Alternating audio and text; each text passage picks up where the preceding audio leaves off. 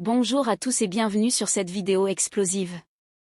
Aujourd'hui, on plonge au cœur d'un scandale qui secoue toute l'Afrique de l'Ouest. Traoré, 100 tonnes d'armes saisies à la frontière togolaise qui trahit.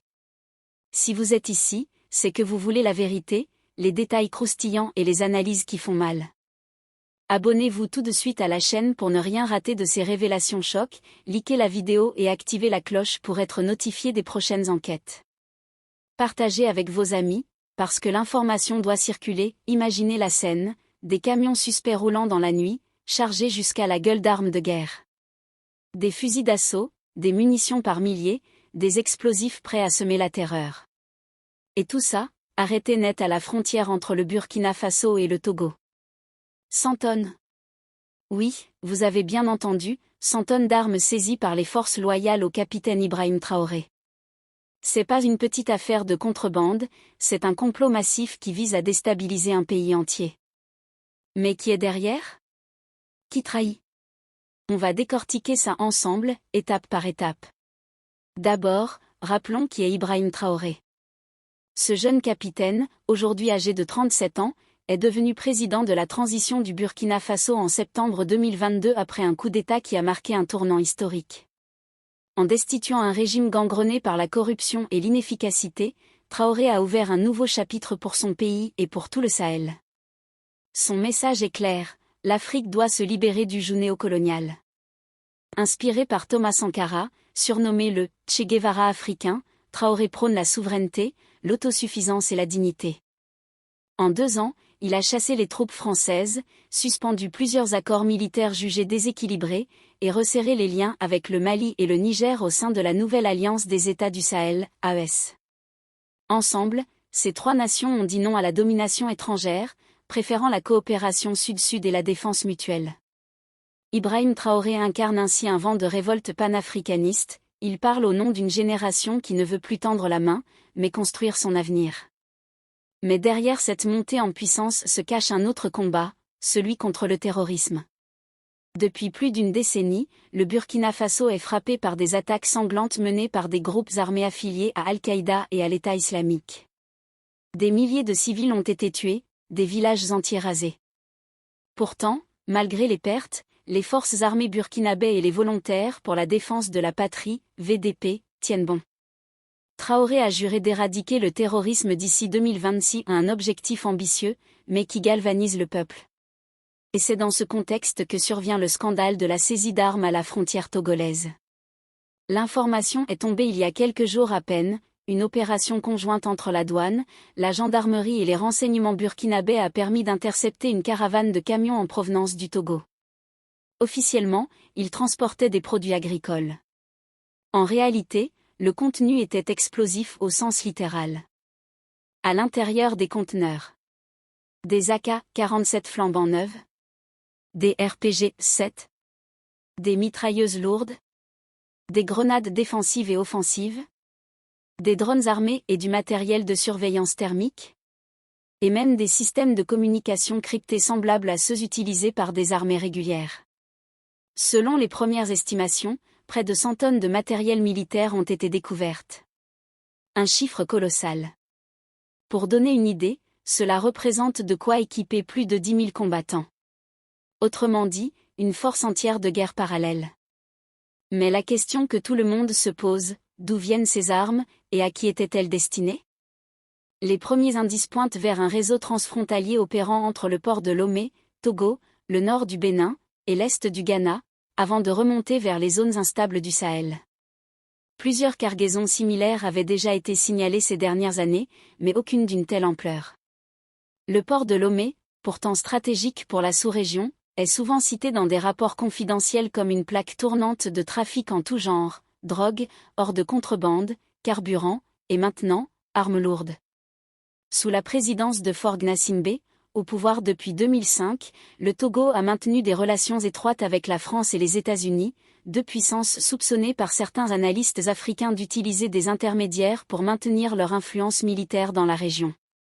Certains experts y voient la main invisible de réseaux occidentaux cherchant à déstabiliser les régimes souverainistes du Sahel, notamment le Burkina Faso, le Mali et le Niger.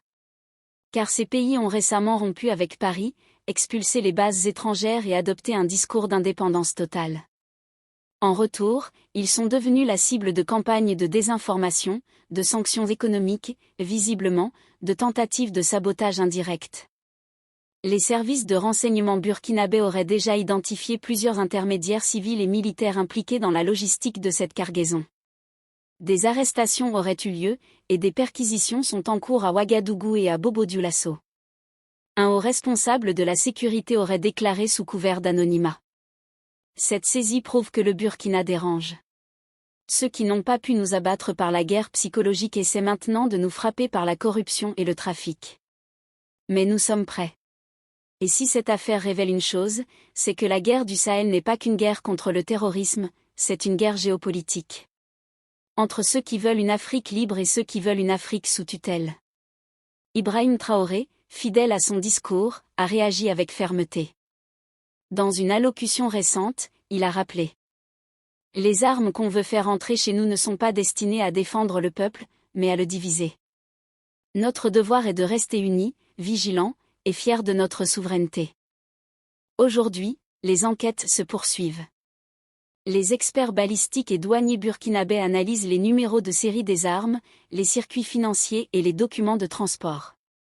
S'il est confirmé que des acteurs étrangers sont derrière cette tentative de déstabilisation, ce serait l'un des plus grands scandales géopolitiques de la décennie en Afrique de l'Ouest.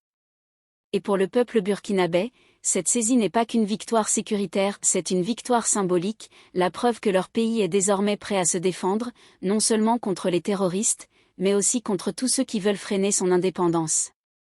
Qui trahit? Première piste, les puissances néocoloniales. La France, évincée du Burkina, pourrait chercher à se venger. Souvenez-vous, Traoré a accusé Paris de soutenir les terroristes pour justifier sa présence militaire.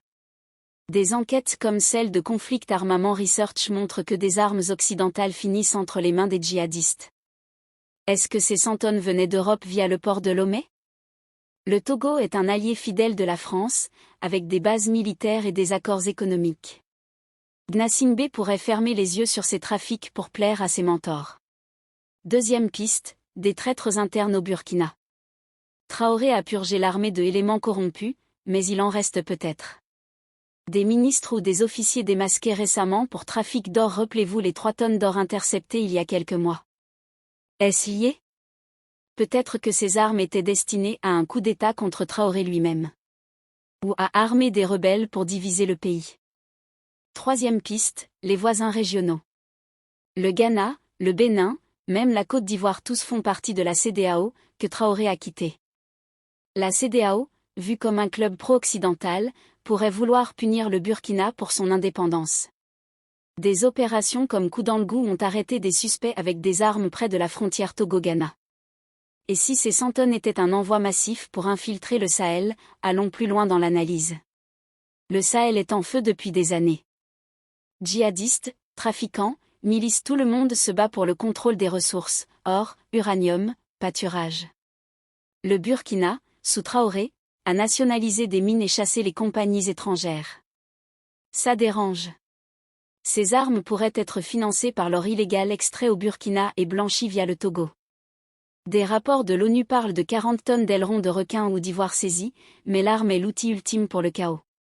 Imaginez les conséquences si ces armes n'avaient pas été saisies. Des attaques massives sur Ouagadougou, des villages rasés, des milliers de morts. Traoré a sauvé son pays. Mais la vigilance doit être permanente. C'est pourquoi je vous invite à vous abonner maintenant, cliquez sur le bouton rouge, c'est gratuit et ça nous aide à produire plus de contenu comme celui-ci. Si vous avez des infos sur ce sujet, commentez ci-dessous, on lit tout, poursuivons avec des détails techniques.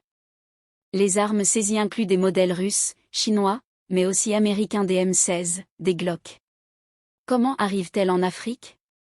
Via des routes maritimes, du Liban au port de Lomé, comme cette saisie de 17 tonnes de cannabis en 2021. Le Togo, avec ses scanners défaillants, est un trou noir pour les contrôles. Des douaniers corrompus? Possible. En 2019, 4 douaniers burkinabés ont été tués près de la frontière togolaise par des terroristes. Coïncidence? Parlons des implications géopolitiques. L'AES Burkina, Mali, Niger forme un bloc anti-impérialiste. Togo, Bénin, Ghana sont dans le camp opposé. Cette saisie pourrait être le début d'une guerre froide régionale. Traoré l'a dit, nous ne nous laisserons pas trahir. Dans un discours récent, il a exposé la vérité sur les financements occultes des terroristes. Pour approfondir, regardons les chiffres. Interpol a arrêté 203 personnes en 2022 pour trafic d'armes en Afrique, avec des milliers de saisies. Mais 100 tonnes, c'est 100 fois plus que les saisies moyennes. Ça sent le complot d'État. Qui finance? Des cartels, des États voyous, ou des multinationales minières qui veulent le chaos pour exploiter en paix. Maintenant, un appel à l'action. Si cette vidéo vous a ouvert les yeux, abonnez-vous et partagez-la massivement. On vise 10 000 abonnés ce mois-ci pour amplifier notre voix. Likez si vous soutenez Traoré, commentez « Trahi par qui ?» pour donner votre avis. Continuons l'enquête. Des sources anonymes parlent d'un ministre togolais impliqué. Vrai ou faux? On sait que le port de Lomé a vu passer des conteneurs suspects. En 2024, une attaque djihadiste à Kpinkankandi a tué des dizaines, avec des armes similaires saisies. Lien direct, Traoré a renforcé les frontières. 47 camions bloqués en juin, plein de motos pour terroristes. Brillant. Mais les traîtres rôdent. Peut-être des espions français, comme accusés en 2023. Conclusion, cette saisie révèle un vaste réseau de trahison. Traoré est le rempart contre ça. Soutenez-le, et soutenez-nous, abonnez-vous, likez, partagez. Merci d'avoir regardé, à bientôt pour plus de vérité.